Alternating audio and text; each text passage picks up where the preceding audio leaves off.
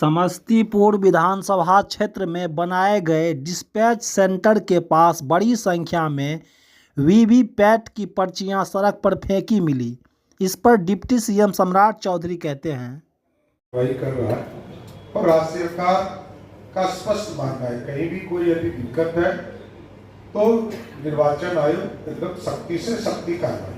आज तेजस्वी यादव का जन्मदिन है और उससे पहले ही राजश्री यादव हो या फिर राजद के कार्यकर्ता हो, उन्होंने कहा कि ये भावी मुख्यमंत्री हैं और इन्हें जन्मदिन की बधाई। देखिए, जन्मदिन की बधाई तो सबको देनी चाहिए, इसमें कहीं दो मत नहीं है, लेकिन ये लोकतंत्र है, राजतंत्र नहीं।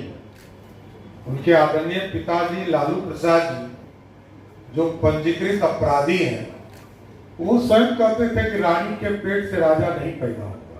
ये लोकतंत्र है, इसलिए लोकतंत्र में जनता तय करती है कि राजा कौन। अभी कांग्रेस नेता ने कहा कि वर्तमान जो अभी उप मुख्यमंत्री अपने सामान को पैक करने में लगे। पवन खेड़ा ने बोला और इनको बेचारे को कहा क्या पता है। बिहार का लोकतंत्र है, वैसे भी मैं अपने घर में ही रहता हूँ, सरकारी घर में नहीं रहता हूँ, बेचारे को पता नहीं होगा। बिहार लोकतंत्र की जननी है और जनता तय करती है कि कौन कहां बैठेगा। ये गांधी परिवार का सत्ता थोड़े है कि माताजी भी सुपर पावर, पिताजी भी प्रधानमंत्री, दादी जी 13 साल प्रधानमंत्री, दादी के पिताजी 17 साल प्रधानमंत्री, और तब भी राहुल गांधी बैठ के रो रहे हैं। यही है ना। अरे सब पाप का हिसाब जनता लेगी। 55 साल तक कांग्रेस पार्टी ने भारत को लूटा है। पिछड़ों को आरक्षण नहीं दिया, दलितों का आरक्षण का विरोध किया। कांग्रेस पार्टी ने कभी स्वर्णों को आरक्षण नहीं दिया। सबका हिसाब जनता करती है। हम आरक्षण मंडलवादी भी हैं और कमंडलवादी। कोई भी अपराधी अपराध करेगा उसको जेल में जाना होगा। और कई जगह हम लोगों ने देखा अति पिछड़ा समाज, दलित समाज जिन्होंने वोट किया, उनके घर में घुसकर आरजेडी के गुंडों ने मारपीट किया, तो पुलिस उसको छोड़ेगी थोड़े, उस पर तो कार्रवाई ही करेगी। मेरे क्षेत्र में भी मैंने देखा एक अति पिछड़ा कहार समाज का रहने वाला व्यक्ति को घर में घुस के मारा। पुलिस छोड़ नहीं सकती है, कितना दिन भागोगे। और न्यायालय तय करता है कि किसके घर तोड़ रहे हैं, नहीं तोड़ रहे हैं, ये पुलिस कार्रवाई करते हैं।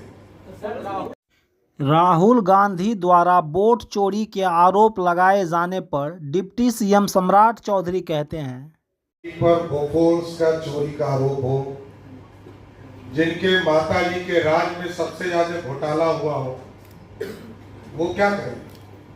एक व्यक्ति मिला आपको बिहार में जिसने कहा हो कि मेरा होटल इससे नाम कट गया, आप बताइए। अगर वो भ्रम फैला रहे हैं तो चुनाव आयोग, अरे आप बताइए तो। ऐसे लोग आएंगे जाएंगे। इटली में जो आराम करता हो, मलेशिया में आराम करता हो, उसका बिहार में क्या वजूद है, कोई फर्क नहीं। अगर राहुल गांधी भ्रम फैला रहे हैं तो चुनाव आयोग सामने क्यों आकर के उनको डिफाइन नहीं करता है? चुनाव आयोग क्यों सामना नहीं करता? फिर अगर राहुल गांधी अगर वो लगातार उस पे कितना बार कहेगा कि उचित फोरम पर आकर बात की, तो कार्रवाई। और इसके बाद क्या करेगा? जेल भेज दे किसी को।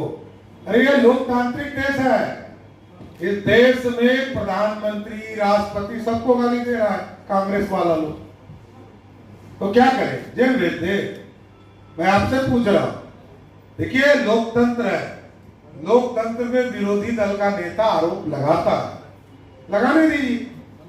जनता सब जानती है, इस देश में इमरजेंसी लगाने वाला उनकी दादी, इस देश के संविधान को खत्म करने वाला उनका परिवार, दलितों का आरक्षण रोकने वाला उनका परिवार, पिछड़ों को आरक्षण 40 साल लेट मिला उनका परिवार, और महिलाओं को आरक्षण देश में नहीं मिला 30 साल तो लालू जी का परिवार, यही तो है।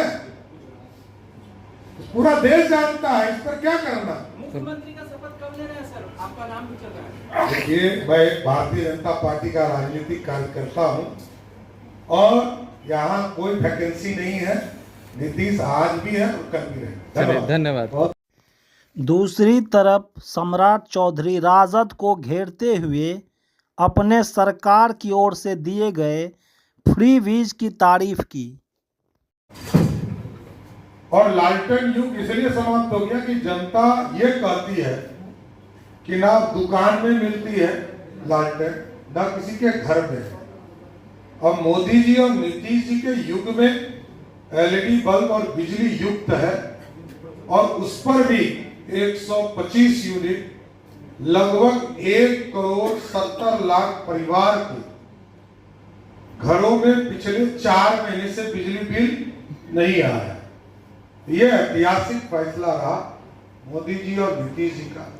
और कुछ लोग गुमराह करते थे इस दौरान कि जो आदरणीय मोदी भैया और नीतीश भैया ने महिलाओं के खाते में पैसा दिया, उसको कुछ लालटेन के लोग, महागठबंधन के लोग ये गुमराह करते थे कि इस पे सूद देना होगा और ये पैसा वापस करना होगा।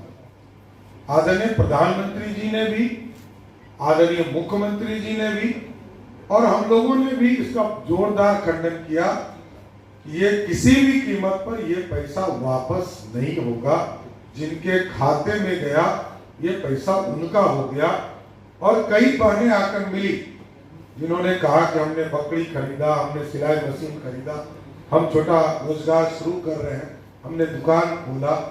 ये एक ऐतिहासिक फैसला है। इसलिए एनडीए ने युवाओं के लिए रोजगार की चिंता किया, महिलाओं के लिए उनके रोजगार की चिंता किया, उनको उद्यमी बनाने का शुरुआत किया।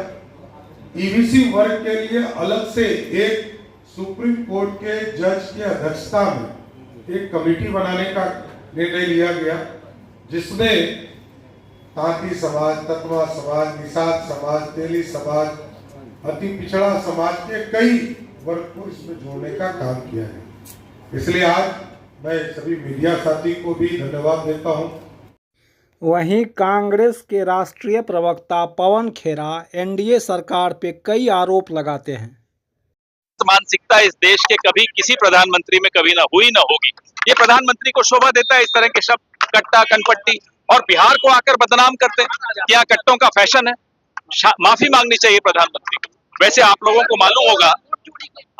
मालूम होगा कि कई लोग, कई मंत्रियों ने पैकिंग शुरू कर दी घर खाली करने के लिए, और सुना है फाइलें भी गायब की जा रही। आजकल में अगर किसी सरकारी भवन में आग लग जाए तो समझ लीजिएगा कि सब कुछ चुराया जा रहा है, सबूत मिटाए जा रहे हैं भ्रष्टाचार के। अब आप आज पता लगाइए कि कौन कौन सा मंत्री और उप मुख्यमंत्री है जो अपना घर खाली करने के लिए पैकिंग कर रहा है। जरा देखिएगा, आज ये अच्छी खबर है। वोट चोरी को लेकर के लगातार सवाल, यहाँ फाइलें चोरी हो रही हैं, आप कह रहे हैं वोट चोरी नहीं होने देगा बिहार। सवाल हमारे वाजिब है, रोज उठा रहे हैं। वीवीपैट की पर्चियां कूड़ेदान में मिल रही हैं और चुनाव आयोग जवाब नहीं दे रहा। लेकिन बिहार और बिहार का सजग मीडिया वोट चोरी नहीं होने देगा।